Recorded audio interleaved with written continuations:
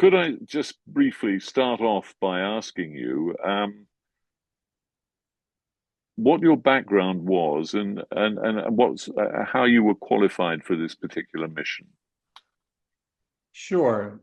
So I actually joined the mission in October of 1998. I was recruited by one of the government contractors, DynCorp Incorporated. And I had just left active duty with the United States Army the month before, late September. And so I was one of the reasons I left was because at the time there wasn't much going on. Of course, that changed 3 years later, as we know. But I was looking for contract work overseas. I had spent a lot of time overseas, mainly in Latin and Central America.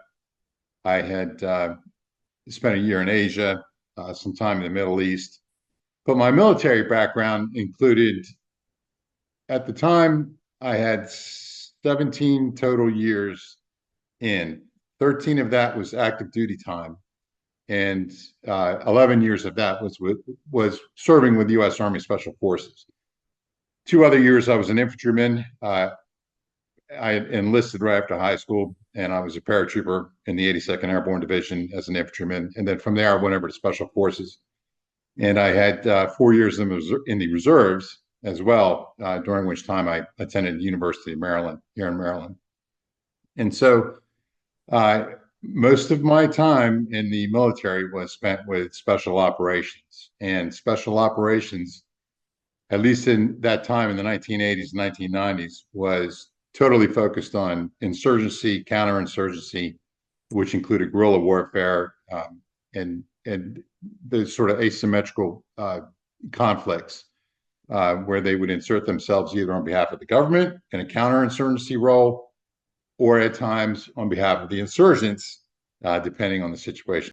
So the situation in Kosovo must have been a particularly challenging one and an interesting one with your background. I can only agree. I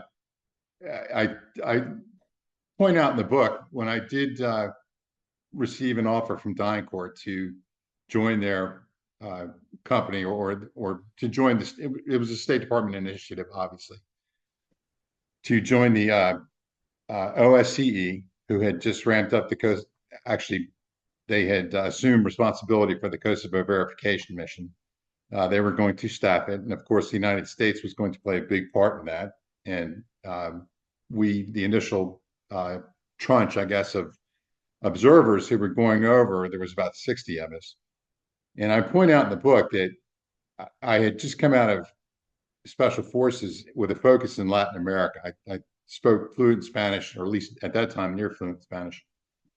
I had 3 or 4 total years in South and Central America, and I really didn't know a whole lot about Eastern Europe. And I'm very honest and upfront about that in the book. And there was 2 things really.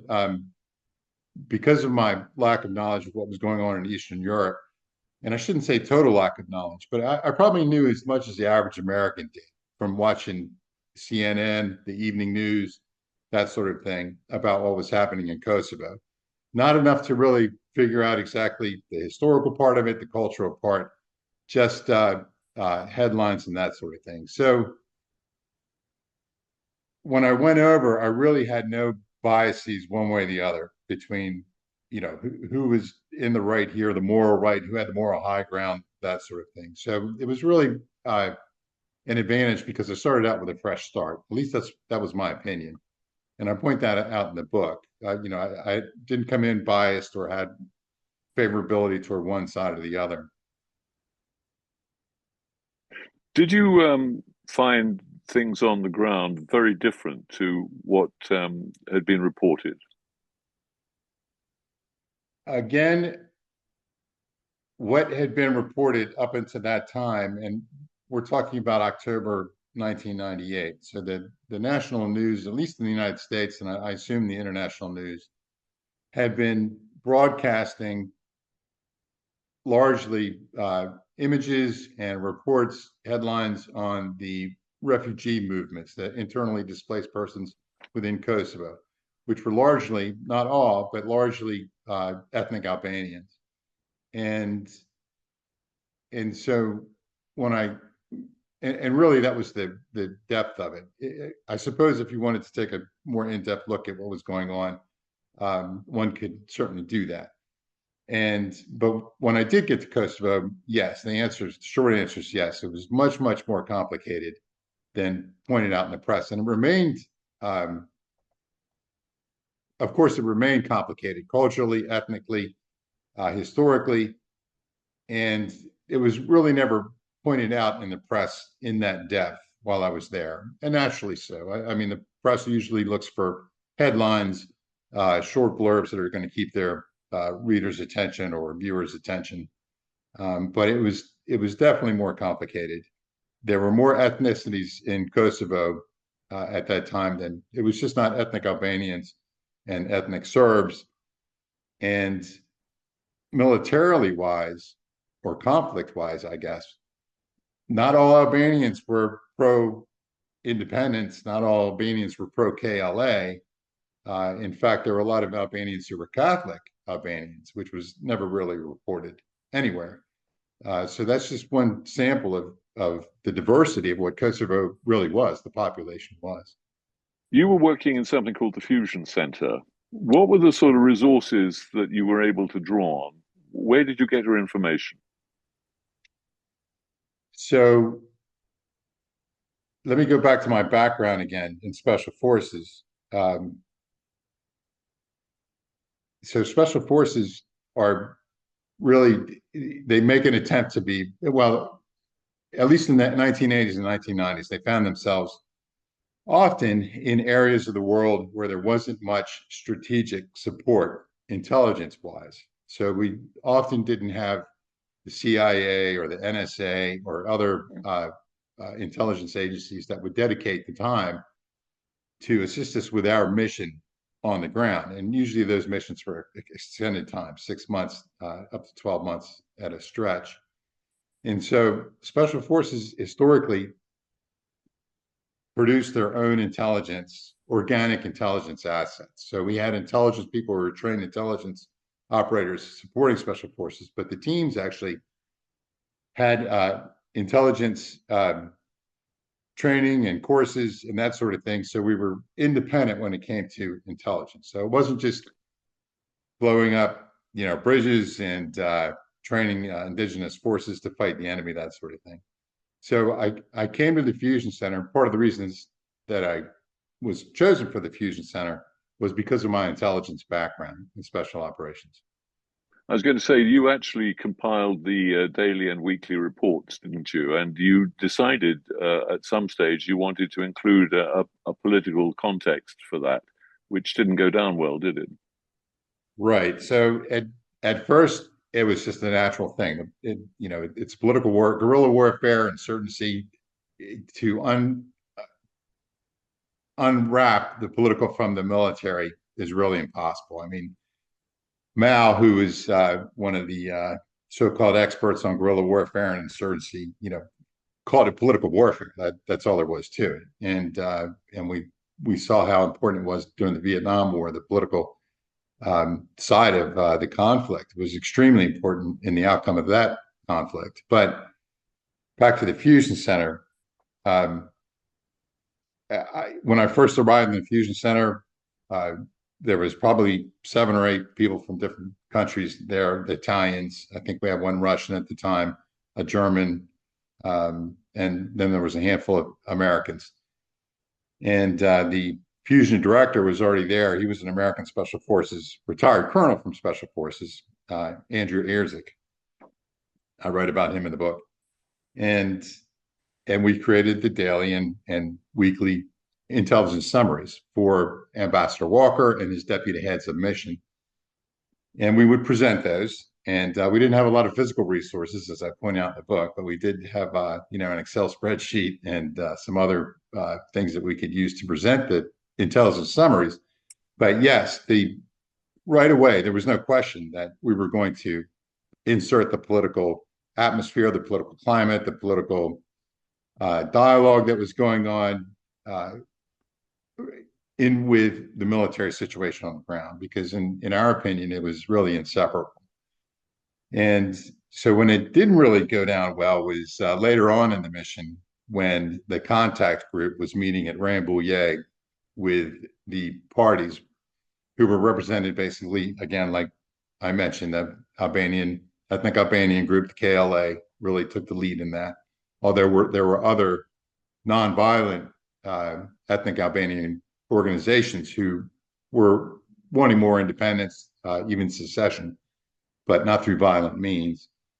And then the Serb party on the other side. They were there for negotiations. I guess it was February, and I was putting the dialogue and what was coming out of Rambouillet, at least what was being presented in the press and the press conferences from the State Department, that sort of thing, and showing how it was affecting things on the ground in Kosovo. And I was told indirectly through the new director at that time of the Fusion Center that no more commenting about the political situation in the intelligence summaries, intelligence reports.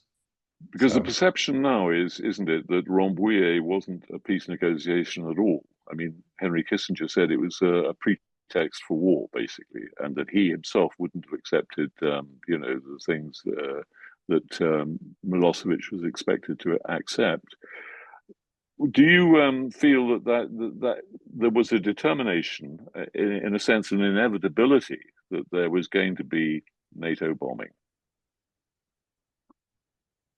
So there was, I know, in the atmosphere in Belgrade. I did get to Belgrade several times each month that I was there, if not more, and there was always this fatalistic attitude among the Serbian people, especially in Belgrade, that bombing was inevitable. It was going to happen. They had been threatened with NATO offensive bombing since, I guess, 1993, 1994, during the Bosnian conflict.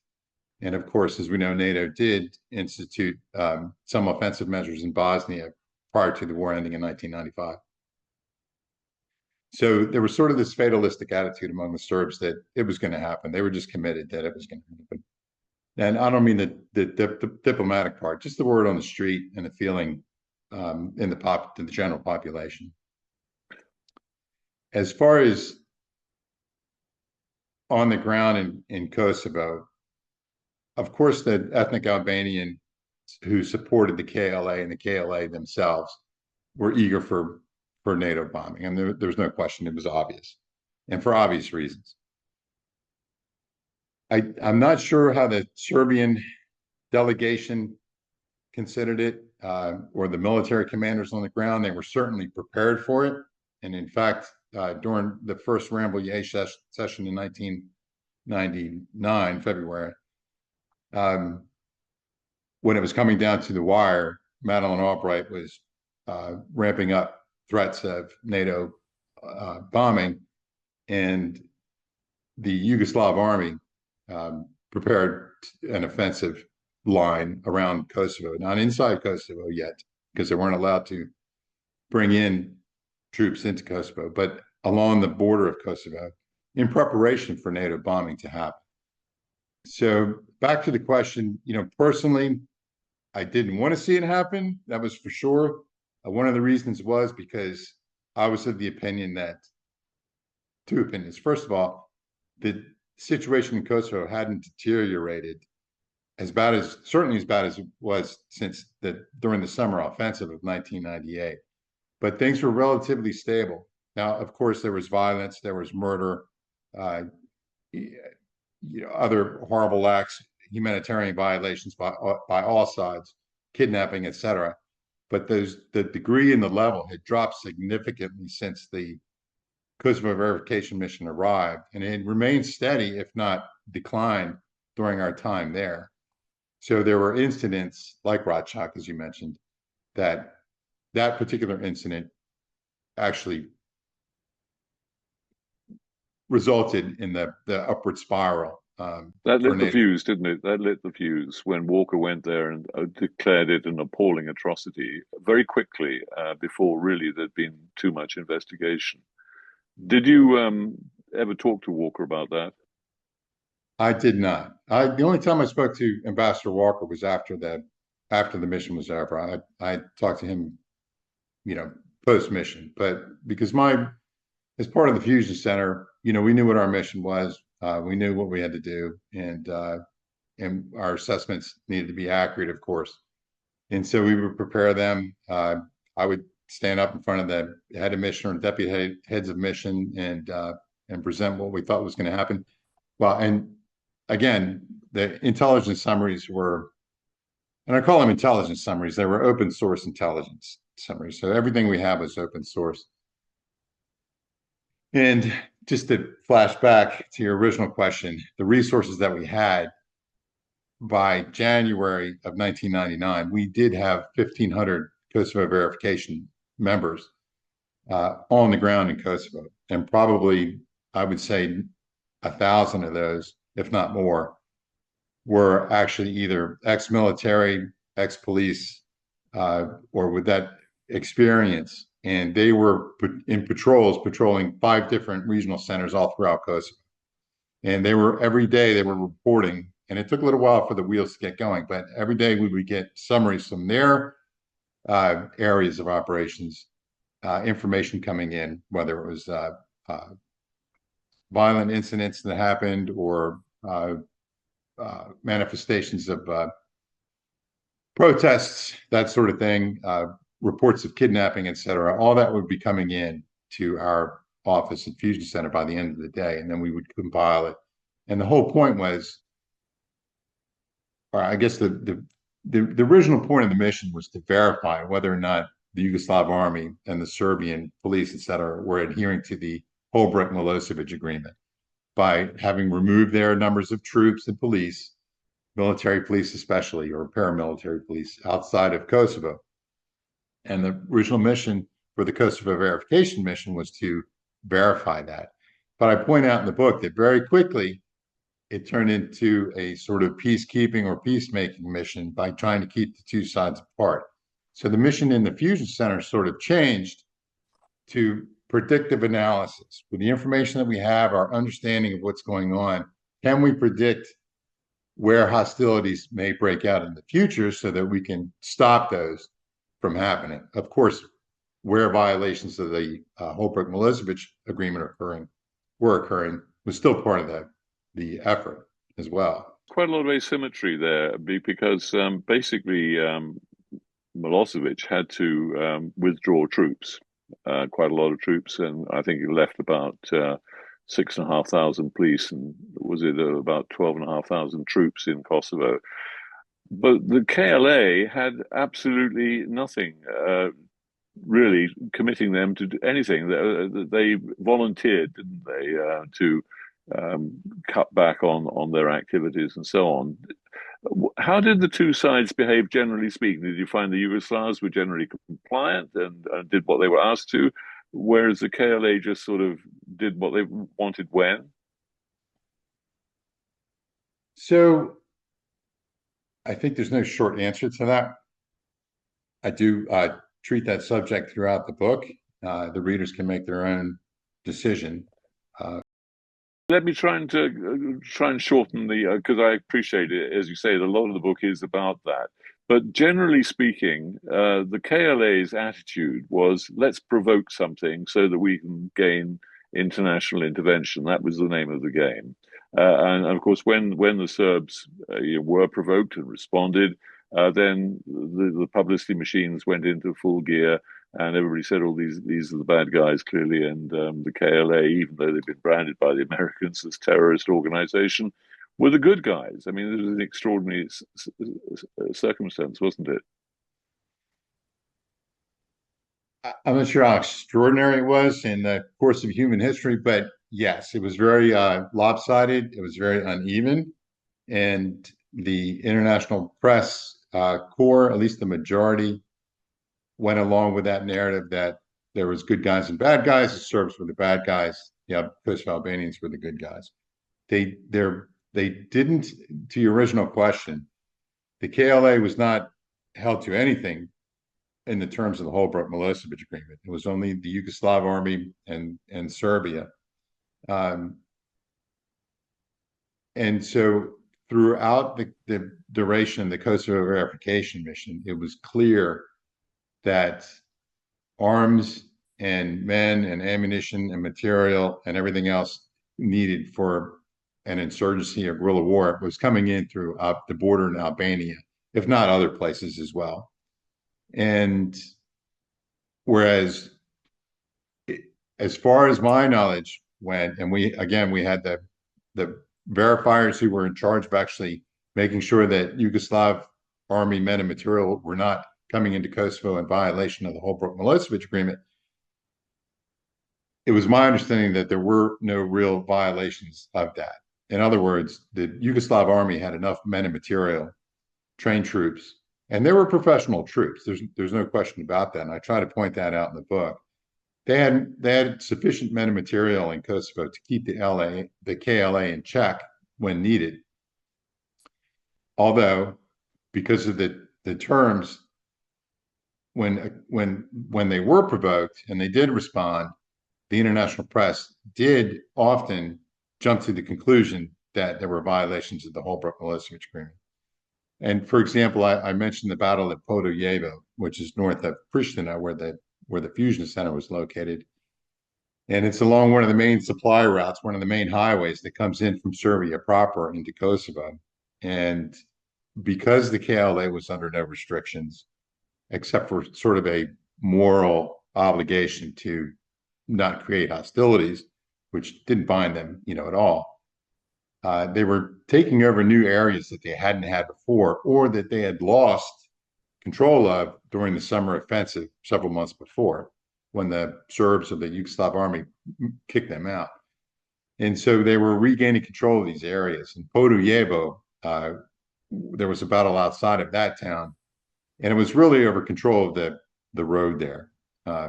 The KLA had positions within 250 meters of the road. So when the Yugoslavs did respond, they used troops that were already inside Kosovo and were there under authority of were not in violation of the Holbrooke-Milosevic agreement. But it was printed in the press that this was an obvious violation, and the Serbs were escalating things. And you can see in the headlines that I write about, and I'm fortunate that I wrote this all in 1999, because it was all in front of my fingertips, really. But the press reports in the news was that you'd see the headlines: Serbian tanks attack Albanian villages, which wasn't true. Well, it wasn't 100% of the story. Let's put it that way. In fact, it was a gross misrepresentation of what was going on. So in that particular instance, the KLA had murdered a Serbian policeman and on his way to work. And within a few days, the Yugoslav army was adamant, it appeared to me, to remove the KLA from that area near Podojevo where that officer had been killed. The KLA took the first shot with an RPG.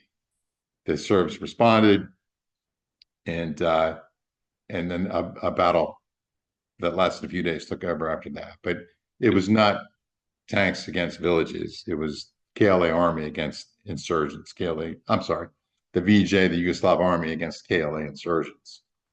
I was impressed by a typical story that you told about the press coverage. That there'd be an isolated incident in some remote part of the country, and this would be reported as a fresh outbreak, a fresh ethnic cleansing or genocide, and the last sentence would say, "No casualties."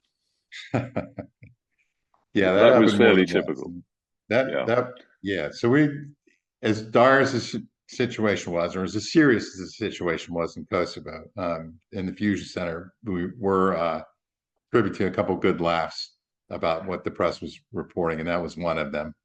How did you, as an American, feel about the clear sort of the cycle of violence was, in a sense, being fueled by Americans, wasn't it? Because they knew about all the supplies of arms to the Albanians, and of course the Muslims had been armed by stuff from Iran and Turkey, and the C-130 has been flying stuff into Tuzla and so on. All of this sort of really fueled the whole situation, didn't it? So there were a couple of things that fueled the situation, and when we say situation, we're talking about the really the international memorial support that was being, I guess, extended to the KLA and their cause. As far as materiel and weaponry and that sort of thing coming in under the directly as a result of American efforts, I don't have any information. I didn't have any information when I wrote the book, when I was there in Kosovo. And still today, I don't know if American arms and ammunition were directly given to the KLA, through Americans. Wouldn't surprise me, but it was obvious when I was on the ground in Kosovo that arms and ammunition were coming across the border from Albania. And one of the biggest indicators, of course, was I write about an ambush that occurred on the border. And it's all mountains there, very high, steep mountains. There's only several mountain passes you can get through if you're not going to come across on a road. And there was a column of some 80 Kosovo Liberation Army recruits, probably some people who were already recruited, guiding them through a pass. They were coming in with arms and ammunition. They had a big stack of that. Of course, we saw the photographs afterwards, but the Yugoslav army was waiting for them. And my assumption was they had either covered all the passes or they had some information that this large train of recruits was going to come through. But they did kick off an ambush early in the dark of the morning. And the column that wasn't killed turned around and went back to Albania. But the arms and ammunition that they carried with them, the equipment, et cetera, was obviously they were not being hindered in their attempt to cross over from Albania, except by the Yugoslav army. So they were definitely on a build-up mode, and they had the what's the word? I guess they had the incentive, if not the green light from the international community to do that. But it did change after a while. The international community did have a little tinge of, I guess, reprimanding the KLA for instigating and for raising the conflict spiral in Kosovo after several of these events, occurred. Diplomats were no longer able to deny that the KLA was gaining the initiative, instigating more and more violent acts or conflicts, becoming more in conflict with the Yugoslav army. So, and I point that out in the book too. How representative of the Albanians, the 80% of Albanians who made up the population of Kosovo at that time, how representative was the KLA of them? So estimates varied. After several months on the ground, our observers in the Kosovo Verification Mission were interacting with all the parties, with civilian leaders, with mayors, local popular leaders, KLA commanders from different areas, and of course KLA soldiers, Yugoslav army soldiers, the Serbian police forces, et cetera, et cetera. And that was, I'll just point out, that was a huge accomplishment for that Kosovo Verification Mission in that small amount of time. But they were sending in information on personalities to the Fusion Center, to us, on the training and the background, the personal background of KLA leaders, the attitudes of Serbian colonels and captains, the attitude of the Serbian army, the regular grunts, and the police, and the fears and concerns of the local population, whether they were Albanian or Serb. And before I answer your question, I'd also point out that a lot of Albanians were very scared of the KLA, where the KLA had not been before the summer of 1998, and were now appearing for the first time in strength, actually trying to recruit people in some small towns and villages. the leaders of those towns and villages came to the KVEM, our patrols at the Kosovo Verification Mission, and asked them to please have more of a presence in our town. They don't want their kids joining the KLA. They don't want the KLA in their town or in their village. So they were very opposed to it. Now, that might have been for pragmatic reasons. They didn't want to get caught in the middle if something happened, which is quite understandable. But so when I unrolled or reviewed all that information, and of course we did it as a team. It wasn't just me in the Fusion Center doing all this.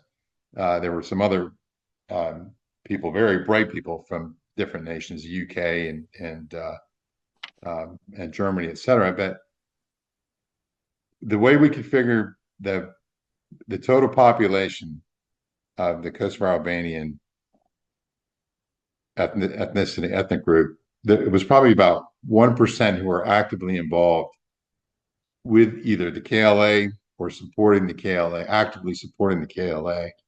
And as far as popular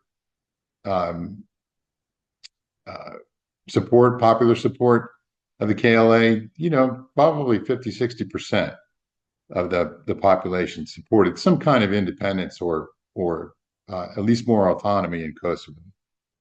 Well, of course, we know now that Hasim Taci is currently on trial still, the leader, and right. who went on to be prime minister and so on.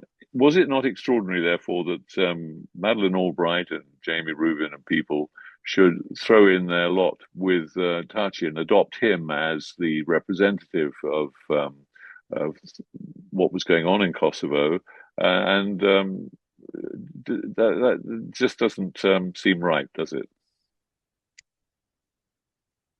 Well, like I said earlier, in human history or history of warfare, remember that the Allies threw in with the communist leader Tito when the Nazis had taken over Yugoslavia, and he was a guerrilla fighter. He was a hardcore communist, and they threw in with him rather than with the monarchs standing army, who had gone to guerrilla warfare.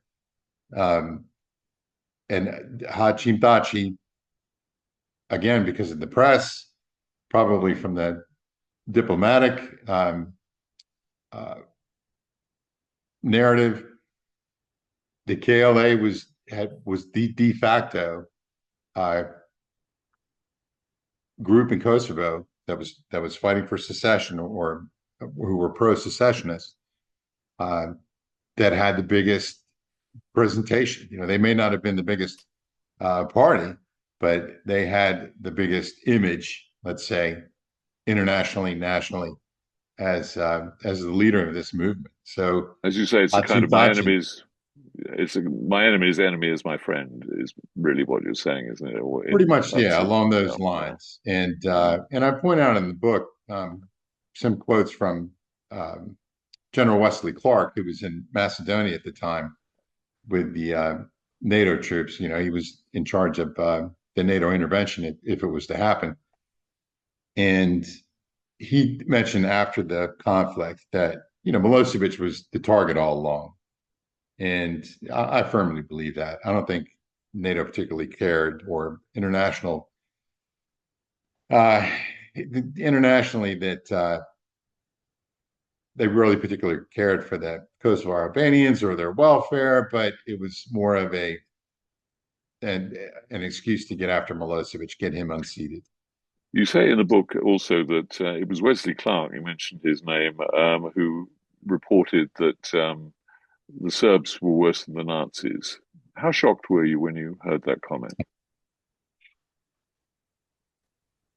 I'm not sure if I was shocked. I'd seen a lot by that time, but I was surprised that he could make that analogy, and even worse than that analogy, et cetera. And I mentioned that when he said that, and allegedly said it. So I do point out that he allegedly said it. The person who told me, I was in Kumanovo, which is where the NATO Kosovo force was stationed, in Kumanovo, Macedonia at the time. And I had already made friends and contacts there. And there was a particular colonel from a particular nation who I had good rapport with, and he just came out of a briefing with General Clark, and General Clark had told him, or told the group there, which was multinational, Germans, NATO troops, that the Serbs were worse than Nazis, and he also said that he was going to bomb Serbia whether he got the order or not.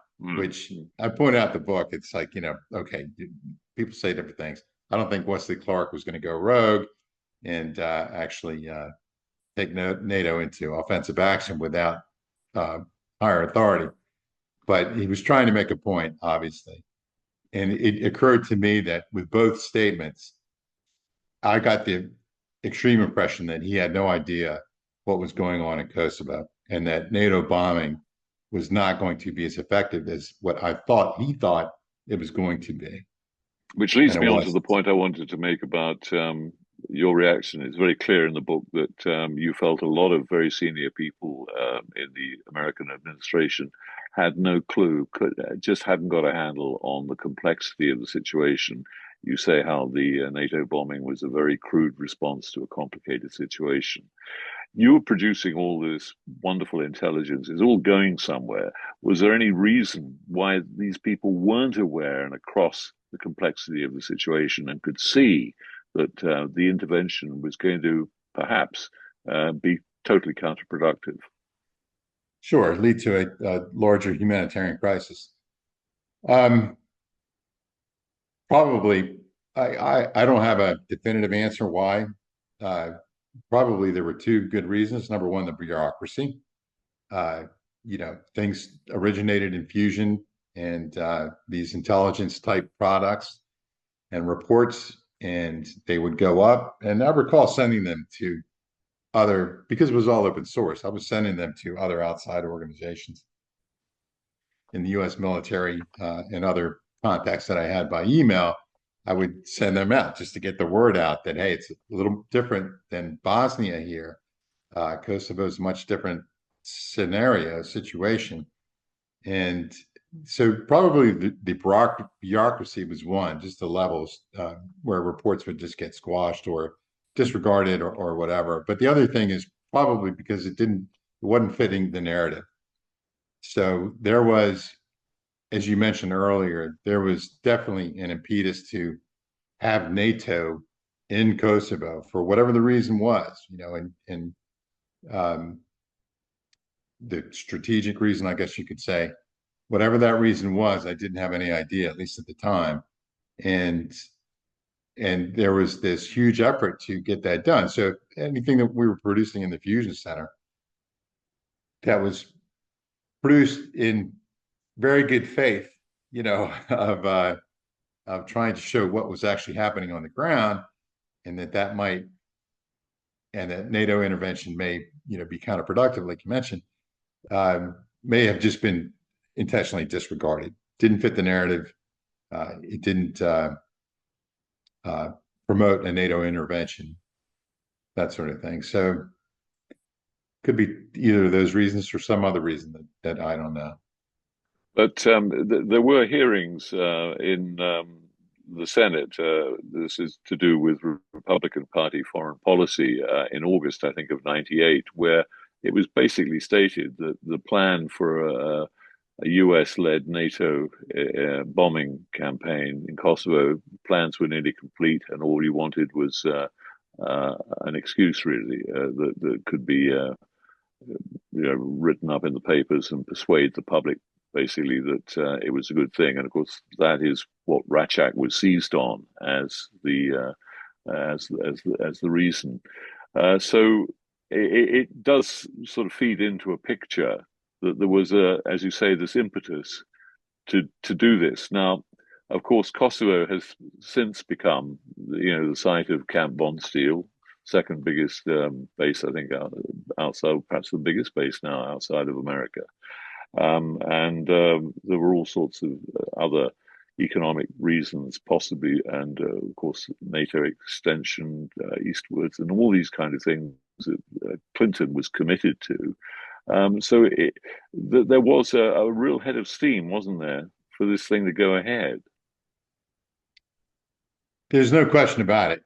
Um, uh, how these things developed, how the Kosovo Verification Mission even came about, with such an effort for NATO intervention, et cetera. How it even developed is a question, I guess. But and again, I was coming out of a different part of the world, with a focus on a different part of the world when I got into this situation, and so and a lot of it I gleaned in hindsight about the really strong effort to have NATO involvement somewhere in Kosovo and a NATO force. I mean, that was one of Madeleine Albright's non-negotiable terms, I guess, was that a NATO-led force would be in Kosovo, come hell or high water, which of course it is. The whole concept of the Rambouillet peace talks, which I think I sort of characterize as really creating a pretext for war, that was contrary to international law, isn't it? The Vienna Convention, you can't threaten people into an agreement. I mean, you can't use violence like that. What results is not an agreement. It's a response to a threat. As a lawyer yourself, how do you feel about that? Well, it's called duress. Sorry? And it's called duress. That's the term. And you shouldn't be held to your obligations in a contract that you've agreed to under duress. But as far as international law, it was an internal conflict from the beginning. It was an internal civil conflict. The Yugoslavs, in my opinion, had every right to try to end the conflict by defeating the insurgent KLA. I'm not taking one side or the other, but they certainly had the right to do that. The Serb police certainly had a right to go after perpetrators of terrorism, of murder, kidnapping, and everything else that was going on there, and to try them accordingly under state, either Serbian or federal Yugoslav laws against murder and terrorism and kidnapping, et cetera, which many of them were. And I do dedicate some part of the book to the trials and the monitoring by the Kosovo Verification Mission attorneys who were monitoring the court cases and that kind of thing for human rights abuses or fundamental rights abuses as far as defendants go. You wrote the book in 1999, and it's as you saw things on the ground at that time. And I think that's the historical value of your book. An awful lot, as you say, has become apparent since. And we have a different historical perspective, and the, if you like, official narrative has been largely discredited, some would say. I mean, I'm one of them. And I just wonder what you feel can be done with all this information now. Injustice has happened fairly obviously.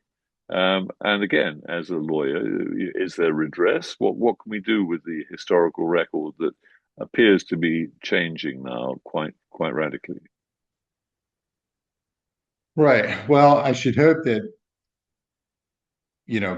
we can learn something from history, and that's a big pill to swallow sometimes. But because international forces, especially it seems these days with the advent of the technology that we have and that sort of thing, we are literally one world community, like it or not. And to learn from what happened. And you'd asked me about international law. That was the question. And recall this was an internal conflict. So whereas violations of humanitarian violations and that sort of thing needed to be avoided at all costs, there was no precedent for an organization like NATO to go into or have authority under international law to even attack Serbia or Yugoslavia at the time, because it was an internal conflict. It wasn't Serbia versus Hungary or an international conflict like that, a military conflict. And so, and for good reason, I think Kosovo is the prime example why that shouldn't happen. Within weeks, if not days after the NATO offensive started, we saw what happened. Ultimately, nearly 1 million people were displaced in Kosovo, coming out of Kosovo for different reasons.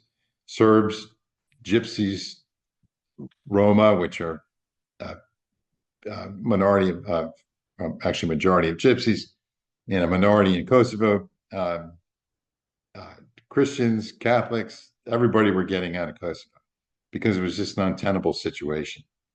And the information that was flowing out of Kosovo was that NATO bombing had created this Hobbesian sort of atmosphere where everybody was in fear of being attacked by somebody else.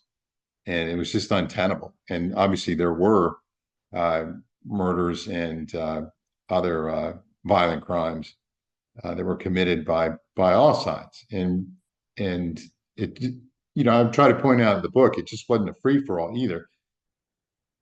And that was a narrative that was after it was evident that Milosevic and the Serbian government, the Yugoslav government, weren't going to capitulate after a couple of days, which a lot of quote unquote experts had anticipated would happen because it's sort of what happened in Bosnia years before. Well, I point out in the book, it's just not the reports that were coming out of Kosovo at that time after the NATO offensive started were being gleaned from refugees that were coming into Macedonia, to Montenegro, Serbia proper, to a lesser extent, but mostly into Macedonia because the KVM observers were still there and they were now writing down reports of what was happening. And there were a lot of instances, and I point out several, where Yugoslav military authorities, Serbian police, checked the violent behavior and the violent acts and before these things happen by civilians, paramilitaries or civilians, whatever you want to call them, in Kosovo. So there was a lot of violent acts occurring in Kosovo, but there were a lot of other acts too that were quote unquote, if not heroic, at least obligatory by the fact that they were police or military. They were adhering to their professional standards and not letting crimes be committed under their watch, for example, various commanders and that sort of thing. So, yeah. So, I wanted to ask you why the huge gap of a quarter of a century between writing the book and publishing it. Why did you allow that gap to open up, and why have you decided to publish it now? And what do you hope to achieve with the publication? Sure. So when I came back, when I left Kosovo, I point out in the book that the majority of the Kosovo Verification Mission observers, they evacuated on March 20th, March 19th. We got the order to leave, and they moved south into Macedonia, into Greece. And just circumstances had it that I actually was in Belgrade and I went to Zagreb in Croatia. And I stayed in Croatia for a couple of weeks or a week, but as soon as it was obvious that the NATO bombing had occurred, that it was going on, I left, and so my contract was up with DynCorp as far as I was concerned, anyway. And I started writing the book, and when I left, I actually, I had a lot of notes in 3.5-inch discs, I think was the thing then. Reports, maps, everything else I put in my backpack, which was all I had, and with a change of clothes, and left. And so I had this information, and the last 5 months, like I said, was such an experience, and it was so different from what was being presented to the international community through the press and through the diplomatic corps of various countries, that I felt it needed to be recorded. And so I did sit down and I mapped out an outline, and eventually turned it into a manuscript over the year of the balance of 1999 and into 2000. I really wrote 90% of the book, 95%.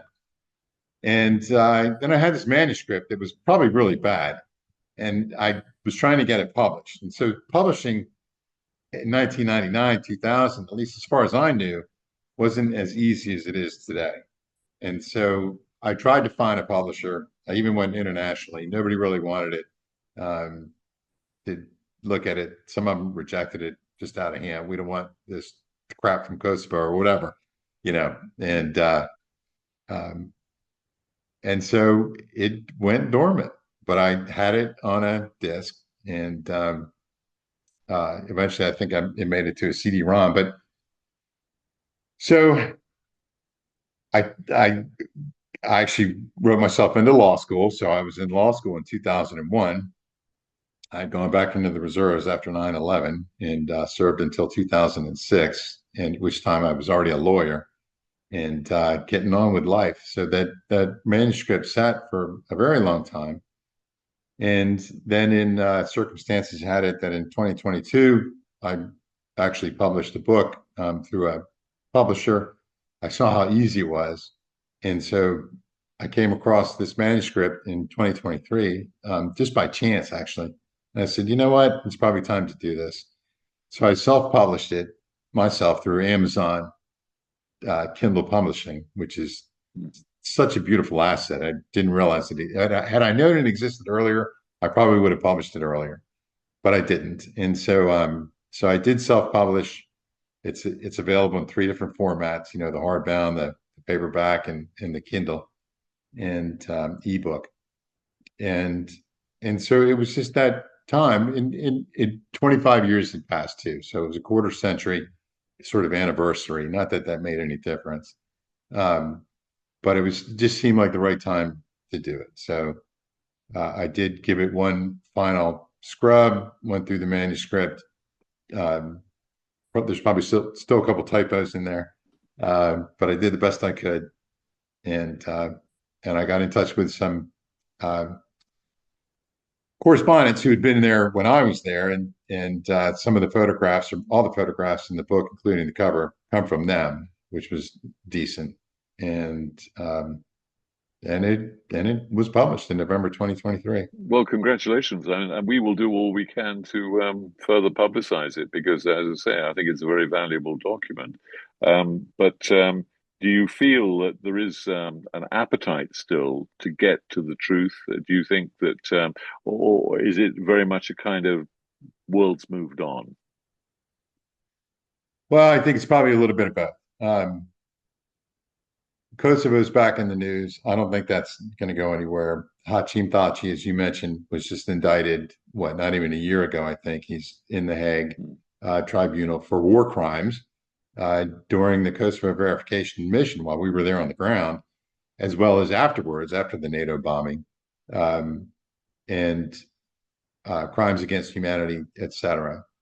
And, you know, it was a personal thing, too. And I'm the type of guy that if I'm going to get into something, I'm going in full speed, you know, full speed ahead, and I'm going to throw myself into the situation, which is what I did.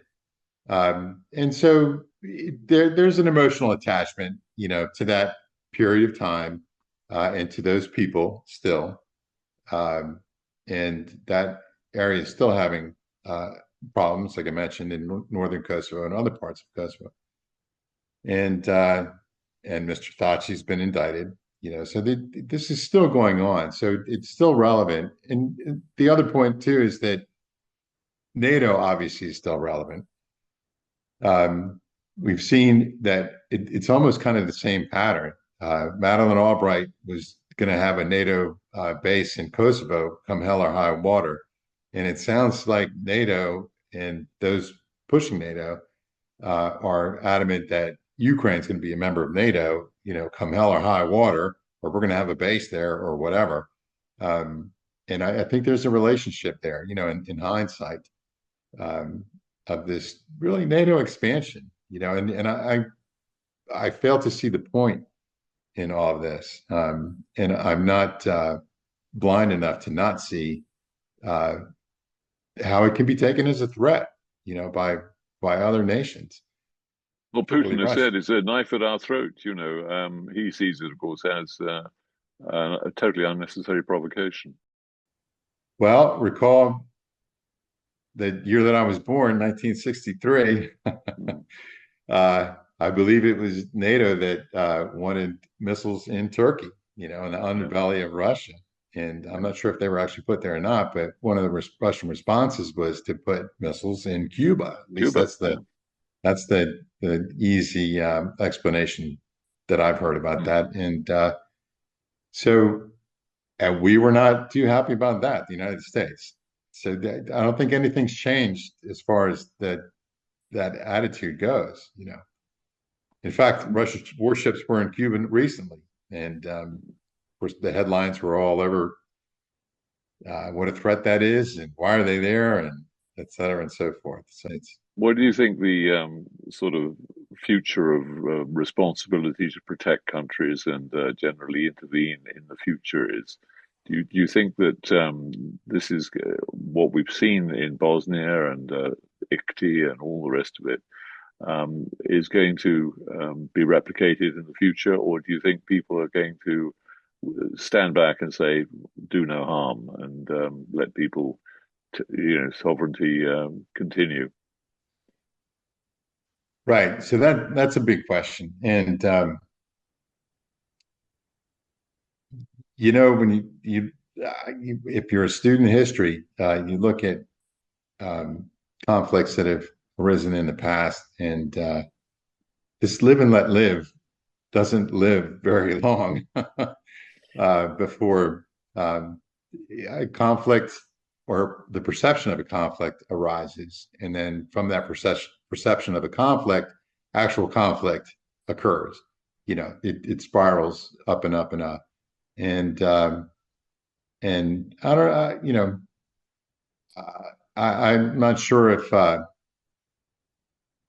humanity's ever going to figure this out, that there is such a thing as sovereignty, and we don't need to, have missiles in Ukraine or whatever right up on Russia's doorstep. So there is a provocation there, and I just think it's part of human nature. And unfortunately, like I mentioned before, the bureaucracy and